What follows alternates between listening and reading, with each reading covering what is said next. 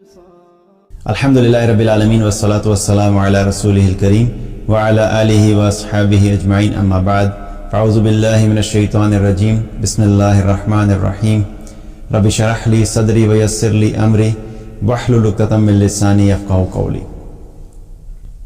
Ideal مسلم کے نام سے جو سیریز ہے اس کا ہم نے آغاز کیا تھا اور اس میں ہم نے یہ ڈسکس کیا تھا کہ ہم ان کریکٹرسٹکس کا، ان صفات کا ذکر کریں گے، ڈسکشن کریں گے جو کہ ایک آئیڈیل مسلم میں، ایک مثالی مسلمان میں ہونی چاہیے، کیونکہ ہم سب کا ٹارگیٹ ہے کہ ہم نے ایک ایسا مسلمان بننا ہے انشاءاللہ اللہ کے حکم سے اور اللہ کی مدد سے کہ جو ایک مثالی مسلمان ہو، اور جتنے زیادہ ہمارے اندر وہ اوصاف ہوں گے ایک مثالی مسلمان والے، اتنی ہی اللہ کی رحمت سے امید ہے کہ ہم دنیا میں بھی ایک اچھی زندگی بسر کریں گے اور آخرت میں بھی ہمیں اس کا فائدہ ہوگا، اور آخرت کی بھی جو کامیابی ہے اللہ سبحانہ تعالیٰ سے امید ہے کہ ہمیں وہ ملے گی جو کہ حقیقت میں اصل کامیابی ہے۔ انہی صفات میں سے ایک صفت کیا ہے کہ جو مثالی مسلمان ہوتا ہے، جو آئیڈیل مسلم ہوتا ہے، اس کے اندر اپنی آخرت کی فکر ہوتی ہے، اس کے اندر اس چیز کی ریئلائزیشن ہوتی ہے کہ میں نے مرنے کے بعد حساب دینا ہے۔ یہ چیز وہ اپنے آپ کو بار بار ریئلائز کراتا ہے، اپنے آپ کو ریمائنڈ کراتا ہے کہ میں نے مرنا ہے، مرنے کے بعد ایک دن ایسا آئے گا جس دن میں نے اللہ سبحانہ تعالیٰ کے سامنے کھڑے ہونا ہے اور اپنے ایک ایک عمل کا جواب دینا ہے، آخرت کی اکاؤنٹیبلٹی کا احساس ہونا۔ اللہ تعالیٰ نے قرآن میں فرمایا افحسبتم انما خلقناکم عبثا وانکم الینا لا ترجعون، تم کیا سمجھتے ہو کہ میں نے تمہیں یوں ہی بیکار پیدا کیا ہے اور تم نے میری طرف لوٹ کر نہیں آنا، تم نے واپس نہیں آنا۔ اور ایک اور جگہ اللہ تعالیٰ نے فرمایا ایحسب الانسان ان یترک سدی، انسان کیا سمجھتا ہے کہ اس کو ایسے ہی چھوڑ دیا جائے گا، یعنی جب مرنے کے بعد اللہ کے پاس آئے گا تو اس کو ایسے ہی چھوڑ دیا جائے گا، اس نے زندگی کیسے گزاری، کیا کیا، کیا اچھا کیا، کیا برا کیا، اس سے کوئی سوال جواب نہیں ہوگا، اس سے کوئی اکاؤنٹیبلٹی نہیں ہوگی۔ کیا اللہ تعالیٰ سوال کے طور پہ اس چیز کو اٹھاتا ہے، جس کا مطلب کیا ہے کہ ہم نے ایک دن اس دنیا سے جانا ہے۔ اللہ تعالیٰ نے جو ہمیں بتا رہے ہیں قرآن میں، اس سے کیا پتہ لگتا ہے کہ ہم دنیا میں بیکار نہیں آئے، کوئی مقصد ہے، ہمارا زندگی میں آنے کا کوئی مقصد ہے، اور جب مرنے کے بعد یہاں سے جائیں گے تو کیا ہوگا کہ ہم سے کچھ سوال ہوں گے، ہم سے پوچھا جائے گا، ہمیں ایسے ہی نہیں چھوڑ دیا جائے گا کہ بس آئے تھے دنیا میں اور جس نے نیک اعمال کیے وہ بھی ایسے ہی چلا گیا اور جس نے گناہ کیے وہ بھی ایسے ہی چلا گیا، ہر ایک سے سوال ہوگا۔ اور آخرت میں جو سوال ہیں اور جو آخرت کی جو اکاؤنٹیبلٹی ہے وہ بڑی ایکوریٹ ہے، وہ بڑی پریسائز ہے۔ دنیا میں تو اگر آپ کسی کے ساتھ حساب کتاب کا معاملہ کریں تو ممکن ہے کہ کیا اونچ نیچ ہو سکتی ہے، آپ نے کسی کو مال دیا، آپ نے قرض دیا، یا آپ نے کسی کے ساتھ بزنس ڈیل کی، یا آپ کسی کمپنی سے ڈیل کرتے ہیں، تو عین ممکن ہے کہ اس ڈیلنگ کے اندر جو آپ کا حساب کتاب ہوتا ہے اس میں کوئی چیز اوپر نیچے ہو سکتی ہے۔ ہو سکتا ہے آپ پیمنٹ کرتے ہوئے کبھی کسی کو پیمنٹ آپ نے غلطی سے زیادہ کر دی، کہ یہ بھی ہو سکتا ہے کبھی پیمنٹ کرتے ہوئے غلطی سے کم ہوگی، آپ نے کسی سے پیمنٹ لینی تھی، آپ کو جتنی پیمنٹ آنی چاہیے تھی اس سے تھوڑی زیادہ آ گئی، آپ کو جتنی آنی چاہیے تو اس سے تھوڑی کم ہوگی۔ تو یہ کیا دنیا میں حساب کتاب۔ اسی طریقے سے روزمرہ کی زندگی میں آپس میں بھی جو لین دین کا ہوتا ہے اس میں بھی کیا ہوتا ہے، کبھی جتنا مرضی ہم لکھیں، جیسے مرضی کریں، کئی دفعہ چانسز کیا ہوتا ہے کہ وہ اوپر نیچے ہو سکتا ہے۔ لیکن جو آخرت کا حساب ہے، دنیا میں ہم جو کچھ بھی کریں گے اس میں سے کوئی ایک ذرہ برابر بھی ایسی چیز نہیں ہوگی کہ جو مس آؤٹ ہو جائے۔ اللہ تعالیٰ نے قرآن میں فرمایا سورہ کہف میں یا ویلتنا ما لہذا الکتاب لا یغادر صغیرۃ ولا کبیرۃ الا احصاها، لوگوں کی حسرت کا ذکر کیا کہ جب نامہ اعمال لوگوں کو دیے جائیں گے تو نامہ اعمال جب اپنے دیکھیں گے تو کچھ لوگ اپنے نامہ اعمال کو دیکھ کے کہیں گے کہ ہائے ہماری شامت، ہماری بدبختی کہ یہ کس قسم کی کتاب ہے، اس میں تو جو بڑی چیز ہے اور جو چھوٹی چیز ہے سب کچھ ہی موجود ہے، یعنی اس نے تو نہ کوئی چھوٹا عمل چھوڑا نہ کوئی بڑا عمل چھوڑا، سب چیزیں ہی اس کے اندر ریکارڈ ہیں، اتنا پریسائز ریکارڈ ہے کہ اس میں جو بڑے بڑے گناہ کیے تھے وہ بھی لکھے ہوئے اور جو بہت چھوٹے سے گناہ کیے تھے وہ بھی لکھے ہوئے ہیں۔ آج ہم کیا ہوتا ہے کہ دنیا میں کئی دفعہ بڑے گناہوں کے بارے میں تو ہم تھوڑے سے کانشیس ہوتے ہیں تھوڑا سا ہمیں اندازہ ہوتا ہے کہ نہیں یہ بڑا گناہ ہے، اس سے ہم نے بچنا ہے. مثال کے طور پہ زنا کیا ہے؟ بڑا گناہ ہے. کسی کو قتل کرنا کیا ہے؟ بڑا گناہ ہے. چوری کرنا، ڈاکہ مارنا، یہ سب بڑا گناہ. اور بھی بڑے گناہ ہے، کبیرہ گناہوں میں سے جھوٹ بولنا کبیرہ گناہ ہے، غیبت کرنا کبیرہ گناہ ہے، کسی پہ تہمت لگانا کبیرہ گناہ ہے، والدین کی نافرمانی کرنا کبیرہ گناہ ہے، بے پرد ہو کے باہر جانا کبیرہ گناہ ہے. یہ سب کبیرہ گناہ. لیکن جو کبیرہ گناہ ہمیں پتہ ہوتے ہیں ان سے ہم کیا کرتے ہیں؟ پھر بھی ہم بچنے کی کوشش کرتے ہیں. لیکن جو چھوٹے گناہ ہوتے ہیں، صغیرہ گناہ ہوتے ہیں، وہ ہم کرتے چلے جاتے ہیں. تو یہ کتاب ایسی کتاب ہے کہ جب قیامت کے دن ہمارے ہاتھ میں ہمارا نامہ اعمال دیا جائے گا تو اس میں اللہ سبحانہ تعالیٰ نے بڑی سے بڑی چیز سے لے کے چھوٹی سے چھوٹی چیز بھی لکھی ہوگی. اور کتنی چھوٹی چیز؟ اللہ تعالیٰ نے قرآن میں کیا فرمایا؟ فَمَن يَعْمَلْ مِثْقَالَ ذَرَّةٍ خَيْرًا يَرَهُ وَمَن يَعْمَلْ مِثْقَالَ ذَرَّةٍ شَرًّا يَرَهُ. کہ کسی شخص نے اگر ذرے کے برابر بھی کوئی خیر کی ہوگی، کوئی اچھا عمل کیا ہوگا، کوئی نیکی کی ہوگی، وہ بھی قیامت کے دن اس کو دکھا دی جائے گی.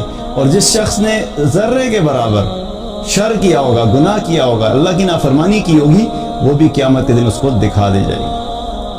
آپ کہیں سے جا رہے تھے، گزر رہے تھے، آپ نے راستے میں دیکھا کہ ایک جو ہے وہ کیل پڑی ہوئی ہے راستے میں، اور آپ کو یہ احساس ہوا کہ یہ کیل کسی کو چبھ نہ جائے. آپ نے اٹھا کے ڈسٹ بن میں پھینک دی. ابھی کتنا بڑا عمل ہے، چھوٹا سا عمل ہے، یہ بھی قیامت کے دن لکھا ہوا نظر آ جائے گا. اور انسان حیران ہوگا کہ یہ کرتے ہوئے تو مجھے یاد بھی نہیں تھا اور میں نے سوچا بھی نہیں تھا، اور یہ اتنا سا بھی عمل لکھا ہوا. کسی کے بارے میں آپ نے ذرا سی کسی کو بات کہی، کسی کو چھوٹی سی بات کہہ دی، گالی دے دی، گالی تو بڑی بات ہے، لیکن ایک ایسا لفظ استعمال کر دیا کسی جس سے کسی دوسرے انسان کی عزت میں کمی آ گئی، کسی دوسرے انسان کو آپ نے جو ہے اس کی بے عزتی کر دی اور آپ کو احساس نہیں ہوا. لیکن قیامت کے دن جب نامہ اعمال لایا جائے گا اس میں وہ بھی لکھا ہوا ہوگا. الا یہ کہ ان گناہوں سے توبہ کر لی جائے، اور جس کے حق میں کوئی گناہ کیا ہے یا غلطی کی ہے یا جس کے ساتھ زیادتی کی ہے اس سے معافی مانگ لی جائے، وہ ایک الگ بات ہے. لیکن اگر بغیر توبہ کے گئے تو وہ ساری چیزیں قیامت کے دن اللہ تعالیٰ ہمیں دکھا دے گا، بڑے سے بڑا عمل بھی اور چھوٹے سے چھوٹا عمل بھی. تو اس سے کیا پتہ لگتا ہے کہ مرنے کے بعد جو ہماری اکاؤنٹیبلٹی ہے وہ تو ہونی ہے، اور بڑی پریسائز ہونی ہے، بڑی ایکوریٹ ہونی ہے.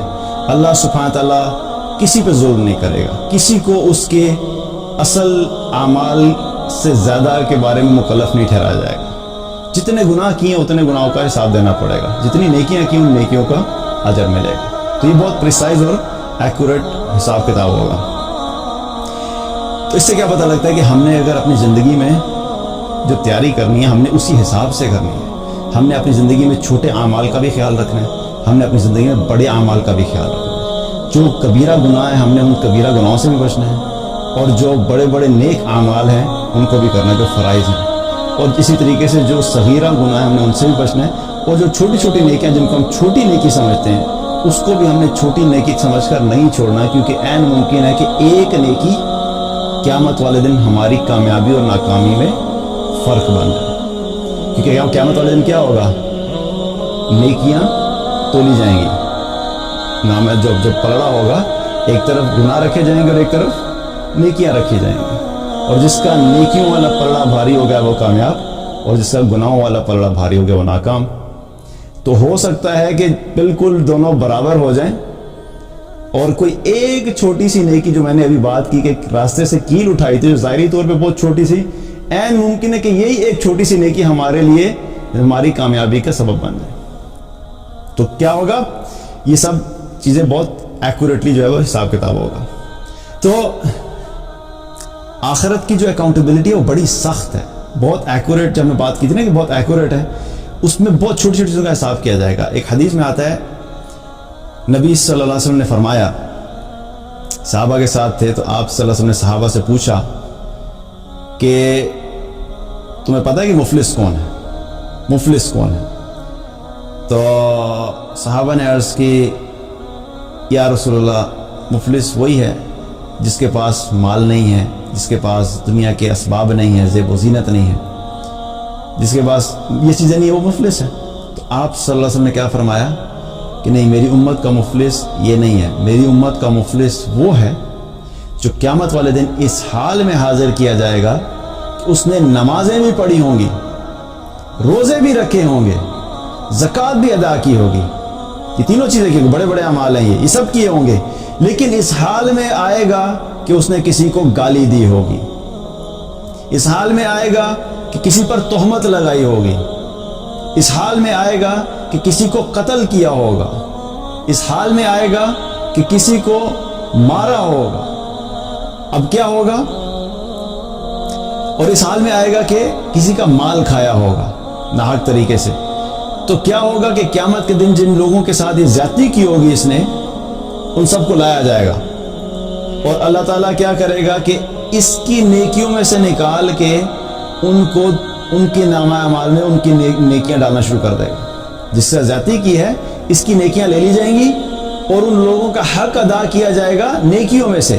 اب اس کی نیکیاں نکلتی چلی جائیں گی، دوسروں کے نامہ اعمال میں ایڈ ہوتی چلی جائیں گی۔ جس کو گالی دی تھی، چلو اس کی نیکی نکالو، اس میں ڈال دو۔ اس نے پیسے کھائے تھے، اس کو دھوکہ دے کے پیسے لیے تھے، اس کی زمین غصب کی تھی، اس کا مال غصب کیا تھا، اس کے مال لے کے بھاگ گیا تھا، چلو بھائی اس کی نیکیاں نکالو اور اس کو دو جس کے ساتھ اس نے دنیا میں زیادتی کی تھی۔ کسی کو قتل کیا تھا، اس کی نیکیاں لو، اس میں ڈالتے جاؤ۔ اب اس کی نیکیاں نکالتے چلے جائیں گے۔ اب سوچیں کہ ساری زندگی نمازیں پڑھ کے پہنچا ہوا ہے، پوری زندگی نمازیں پڑھتا رہا، حج بھی دھڑا دھڑ کیے ہوئے تھے اور زکوٰۃ بھی پے کرتا تھا۔ اب اس کی اتنی ساری نیکیاں جو ہیں وہ کیا ہو رہا ہے کہ دوسروں میں بانٹی جا رہی ہیں، بانٹتے جائیں گے بانٹتے جائیں گے بانٹتے جائیں گے۔ ایک وقت ایسا آئے گا کہ اس کی نیکیاں ختم ہو جائیں گی اور لوگوں کے حقوق ابھی باقی رہیں گے، جن کے ساتھ اس نے زیادتیاں کی وہ باقی رہیں گے۔ پھر کیا کیا جائے گا؟ حکم دیا جائے گا کہ جن کے حقوق اس نے ادا کرنے تھے ان کے گناہ لو اور اس کے نامہ اعمال میں ڈالتے جاؤ، اس کے کھاتے میں ڈالتے جاؤ۔ ان کے گناہ اس کے کھاتے میں ڈالتے چلے جائیں گے، اور کیا ہوگا کہ الٹیمیٹلی یہ جہنم میں چلا جائے گا۔ بڑی خوفناک بات ہے یہ، اگر ہم غور کریں اس چیز کے اوپر تو یہ دنیا میں ہم کتنے مطمئن ہوتے ہیں چند نیکیاں کر کے، صرف نمازیں پڑھ لیں، کتنے مطمئن ہوتے ہیں جی میں 5 وقت کی نماز پڑھتا ہوں، الحمدللہ اللہ نے بڑی توفیق دی، الحمدللہ اللہ کا شکر ہے کہ اللہ نے توفیق دی ہے، یہ بھی بہت بڑی بات ہے، اس پہ اللہ تعالیٰ کا شکر بھی ادا کرنا چاہیے اور اللہ تعالیٰ استقامت عطا فرمائے۔ لیکن کیا اس سے پتہ کیا لگتا ہے کہ صرف نیک اعمال کرنا کافی نہیں ہے، اور خاص طور پہ جو معاملات جو وہ حقوق العباد سے متعلق ہیں، کیونکہ اس میں دیکھیں اس میں جتنی بھی چیزوں کا ذکر کیا گیا ہے وہ حقوق العباد سے متعلق ہیں۔ گالی دی کس کو دی ہوگی؟ کسی انسان کو دی ہوگی۔ تہمت لگائی کسی انسان پہ لگائی ہوگی۔ قتل کیا کسی انسان کو قتل کیا ہوگا۔ مال کھایا کسی انسان کا مال کھایا ہوگا۔ تو یہ سب کیا ہو رہا ہے؟ یہ لوگوں سے متعلق معاملات ہیں۔ تو ہمیں کیا کرنا ہے کہ لوگوں کے ساتھ جو معاملات ہیں ان میں بہت زیادہ احتیاط کرنے کی ضرورت ہے۔ ہماری عبادات بھی جو اتنی بڑی بڑی عبادات ہیں وہ بھی ضائع ہو جائیں گی اگر ہم نے کسی کے ساتھ زیادتی کی ہوئی اور ان کے نام اعمال میں چلی جائیں گے۔ تو آخرت کی اکاؤنٹیبلٹی کے پوائنٹ آف ویو سے اس چیز کا بھی احساس ہے کہ ہمیں بہت احتیاط سے زندگی بسر کرنی ہے، کہ ہم حقوق العباد کے معاملے میں بالخصوص بہت زیادہ احتیاط کریں، تاکہ جو بھی نیک اعمال ہم کر رہے ہیں ہمارے اعمال کل کو قیامت کے دن لوگوں کے اندر نہ بانٹ دیے جائیں۔ اس چیز کا بھی احساس رکھنا، جو ایک آئیڈیل مسلم ہوتا ہے وہ اس چیز کو بھی سمجھ کے اپنی زندگی بسر کرتا ہے کہ اس سے کسی قسم کی کسی کے حق میں حق تلفی نہیں۔ اب انسان جب آخرت کی تیاری کرتا ہے، جو مسلمان ہوتا ہے، جو ایمان والا ہوتا ہے، جس کو فکر ہوتی ہے، اس اعتبار سے اگر لوگوں کو دیکھا ہے تو لوگ مختلف قسم کی کیٹیگریز میں ہیں۔ ایک وہ لوگ ہیں جو نیک اعمال اس لیے کرتے ہیں کہ وہ اللہ کی محبت میں کرتے ہیں۔ کچھ لوگوں کو اللہ تعالیٰ اپنی ایسی محبت نصیب کرتا ہے کہ اللہ سبحانہ تعالیٰ کی اطاعت کرنا انہیں مزہ آتا ہے، اس میں وہ شوق سے کرتے ہیں، وہ خوشی سے کرتے ہیں، ایکسائٹمنٹ سے کرتے ہیں، وہ بڑھ چڑھ کے آگے بڑھتے ہیں کہ ہم اللہ کی اطاعت کریں، اور وہ محبت میں کر رہے ہوتے ہیں۔ کیونکہ دنیا کا بھی ایک قانون ہے نا کہ آپ کو اگر کسی سے بہت زیادہ محبت ہے تو آپ پوری کوشش کرتے ہیں کہ میں کوئی ایسا کام کروں جس سے وہ خوش ہو جائے، اور آپ پوری کوشش کرتے ہیں کہ میں ہر اس چیز کو ایوائڈ کروں جس سے وہ ناراض ہوگا۔ تو جس سے واقعی سچی محبت ہوتی ہے انسان اس کے لیے دل سے کرتا ہے، خوشی سے کرتا ہے، ایکسائٹمنٹ میں کرتا ہے۔ تو کچھ لوگ ایسے ہیں دنیا میں جو اللہ کی محبت میں عمل کرتے ہیں۔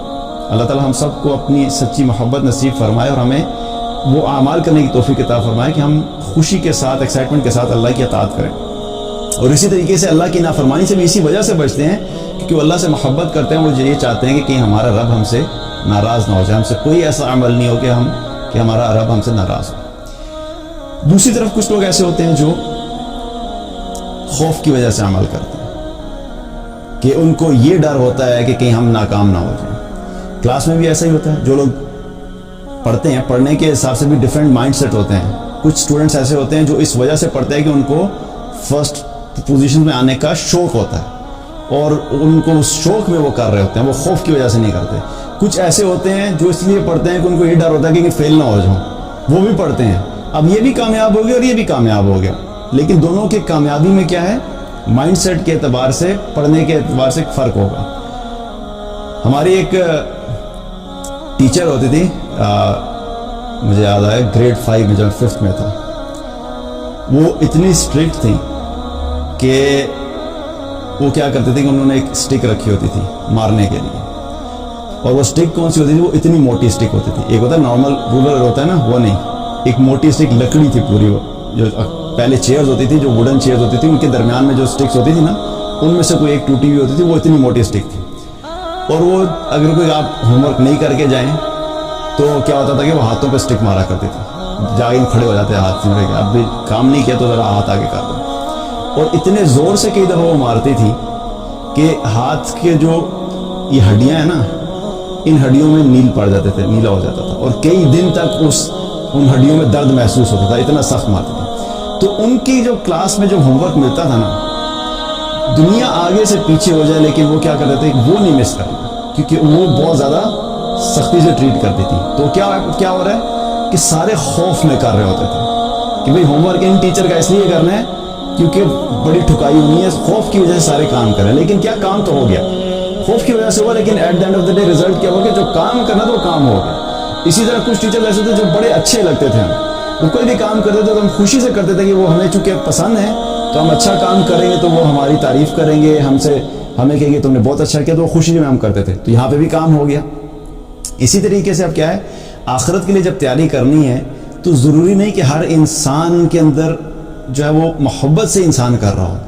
کبھی کوئی انسان ہوتا ہے جو محبت میں کر رہے ہیں, کوئی انسان ہے جو آخرت میں ناکامی کے خوف سے کر رہے ہیں. لیکن دونوں کی صورت میں کیا ہوگا کہ اگر ہم نے اپنے جو کرائیٹیریاز فلفل کر لیے, اپنے آپ کو گناہوں سے بچا لیا اور نیکیاں کر لی, تو انشاءاللہ اللہ کی رحمت سے امید ہے کہ دونوں ہی کامیاب ہو جائیں گے, چاہے وہ محبت میں ہو یا چاہے وہ خوف سے ہو. اور یہ بھی ہوتا ہے کہ عین ممکن ہے کہ ایک ہی انسان میں ڈفرینٹ سچویشنز آتی ہیں, ڈفرینٹ موڈز آتے ہیں. ایک ہی وہی انسان ہے, کبھی کبھی ایمان کی حالت ایسی ہوتی ہے, ایمان کا لیول اتنا اعلیٰ ہوتا ہے کہ انسان بڑے شوق سے عبادات کرتا ہے, اللہ کی محبت, اللہ کی یاد, دل میں خشوع ایسی ہوتی ہے کہ انسان شوق سے کرتا ہے, محبت سے کرتا ہے.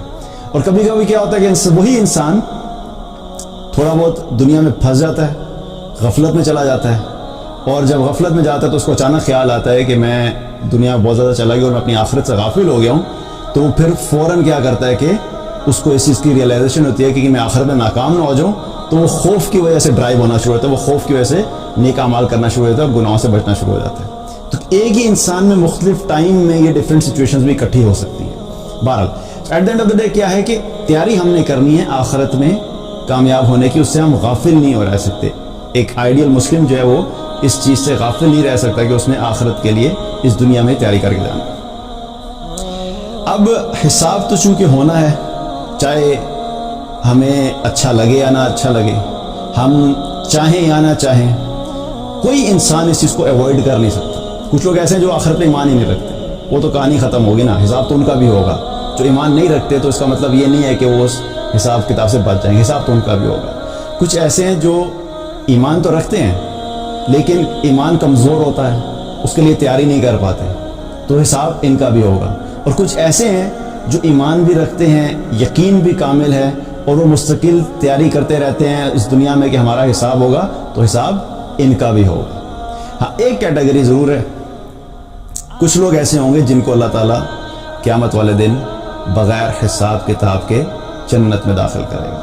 حدیث میں آتا ہے, نبی صلی اللہ علیہ وسلم نے فرمایا کہ میری امت میں سے 70,000 لوگ جنت میں بغیر حساب کتاب کے داخل کر دیے جائیں گے. اللہ تعالیٰ ہم سب کو میں شامل کرے. اس کے آگے ڈیٹیلز موجود ہے لیکن بہرحال اس وقت اس پہ نہیں جاتے. تو کیا ہے کہ ایک کیٹیگری وہ ہے جو بغیر حساب کتاب کے جائے گی, لیکن باقی کیا ہے, ہر ایک نے حساب دینا ہے.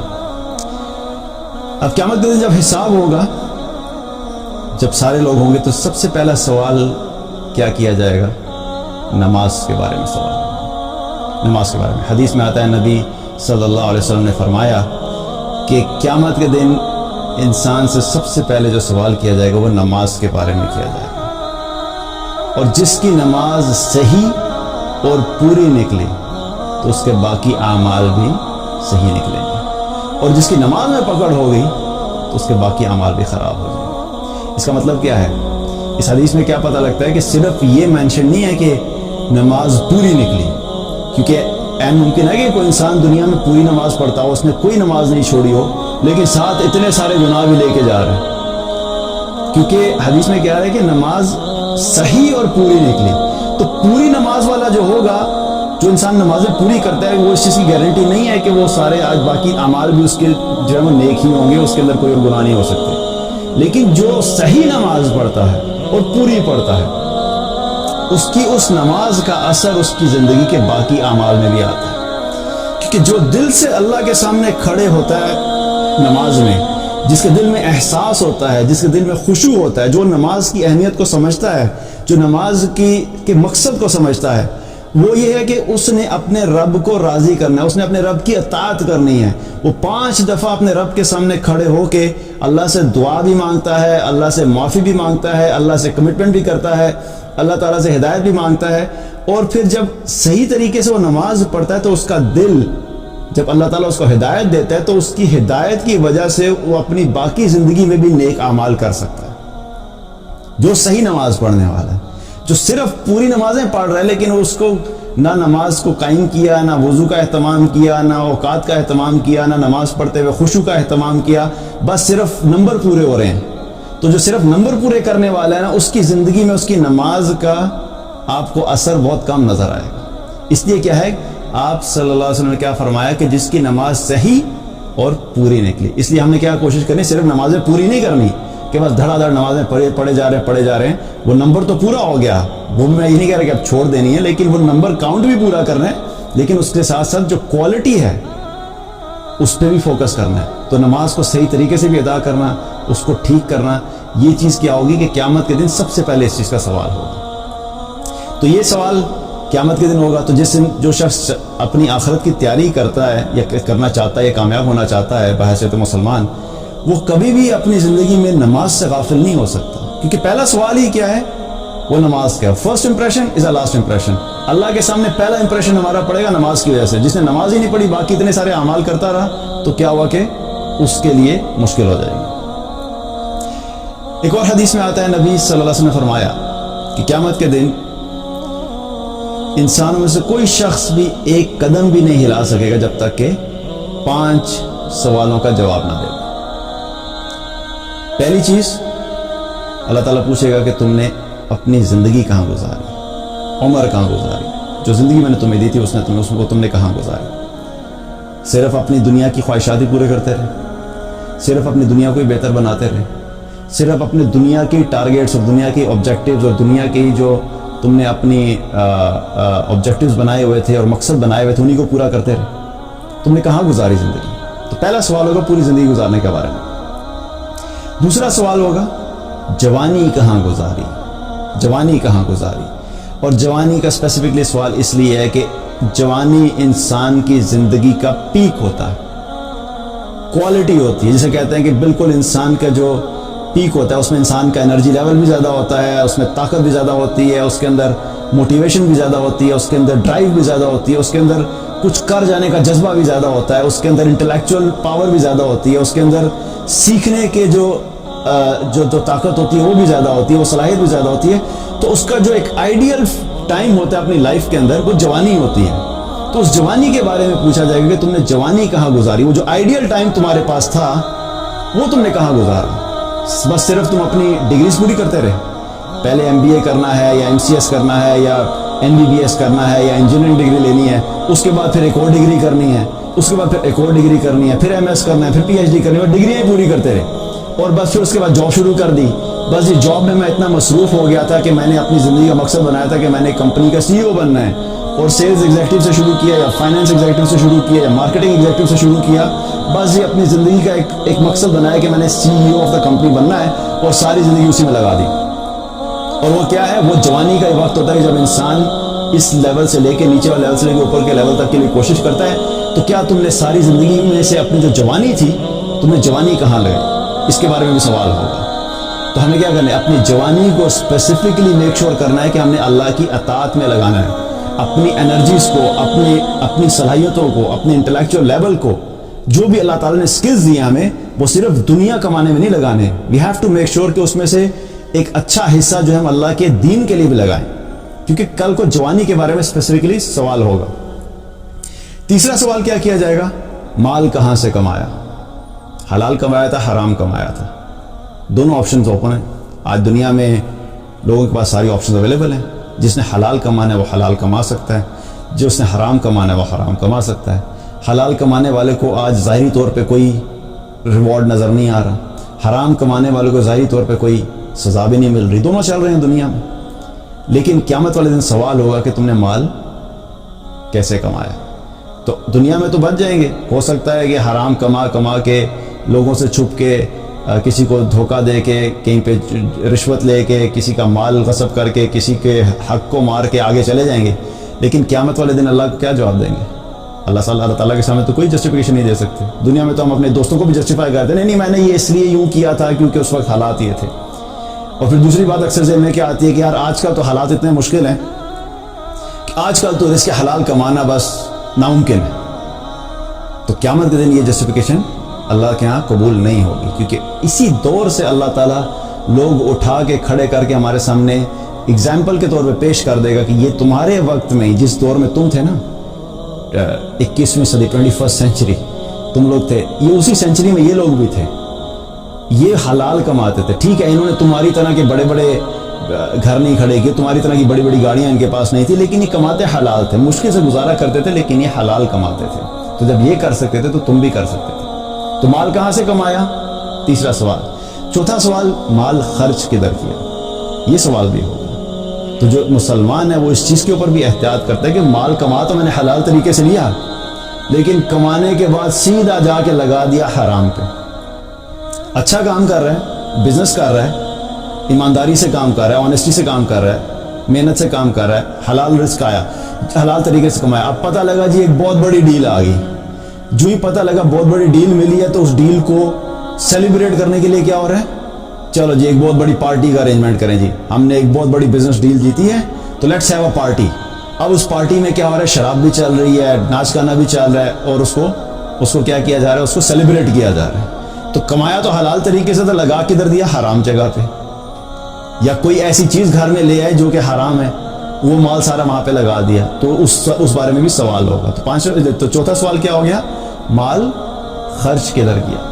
پانچواں سوال کیا جائے گا کہ جو علم میں نے تمہیں دیا تھا اس کے مطابق عمل کتنا کیا۔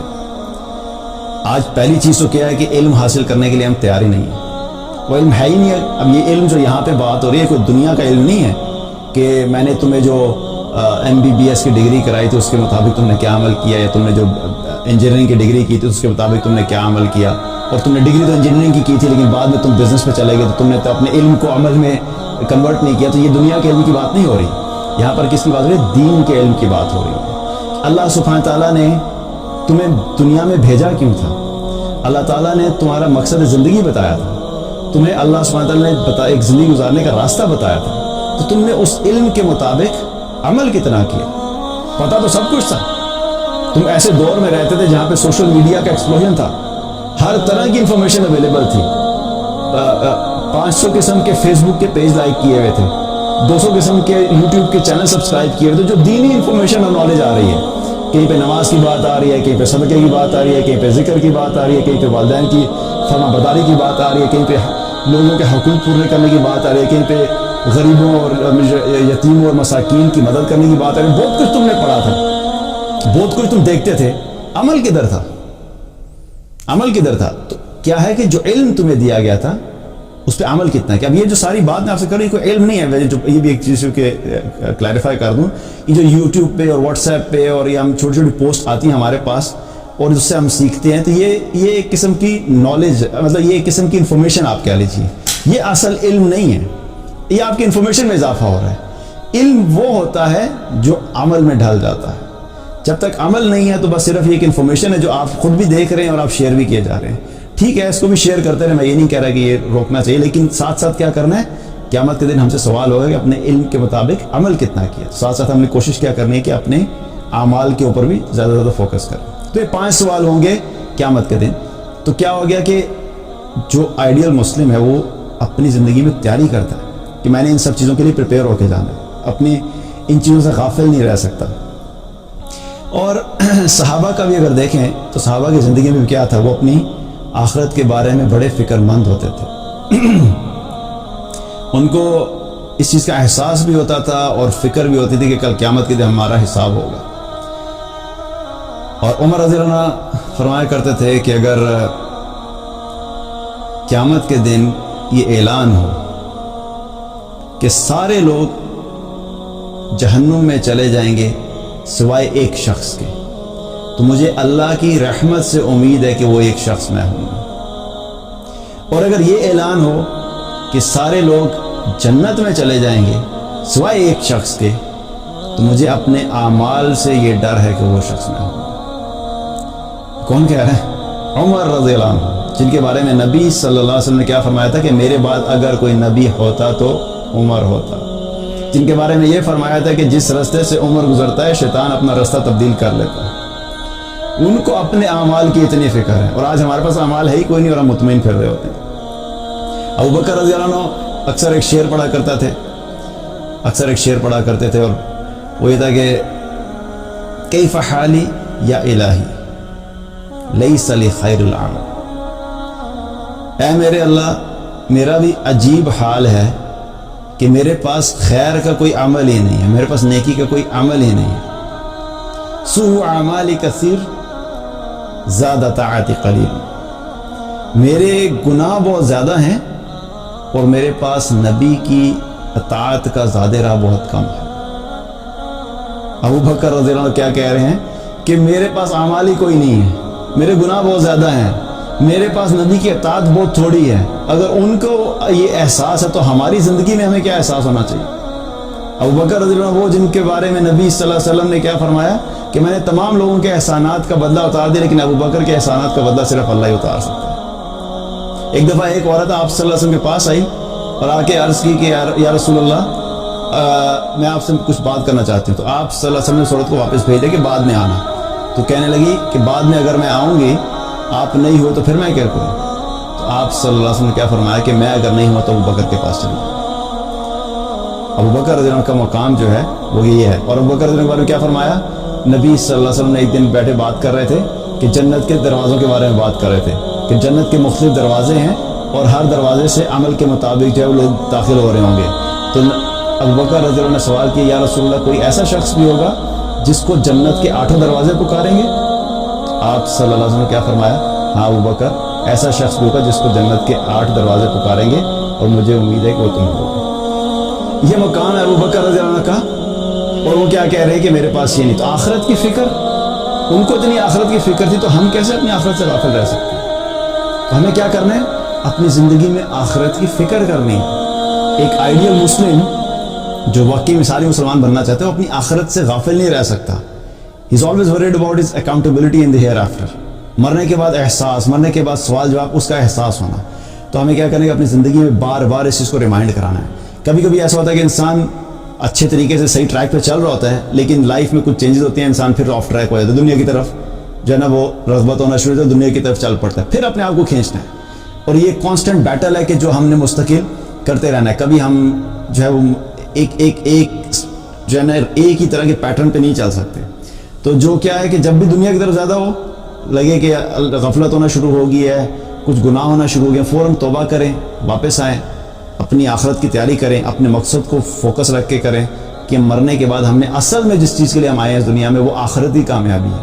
اور اگر کوئی چیز ہماری آخرتی کامیابی کے اس میں راستے میں آ رہی ہے تو ہمیں اس کو ایلیمینیٹ کرنا ہے, اس کو چھوڑنا ہے, اور ہم نے فوراً کیا کرنا ہے کہ اپنی آخرت کی تیاری کے راستے کے اوپر دوبارہ آنا ہے.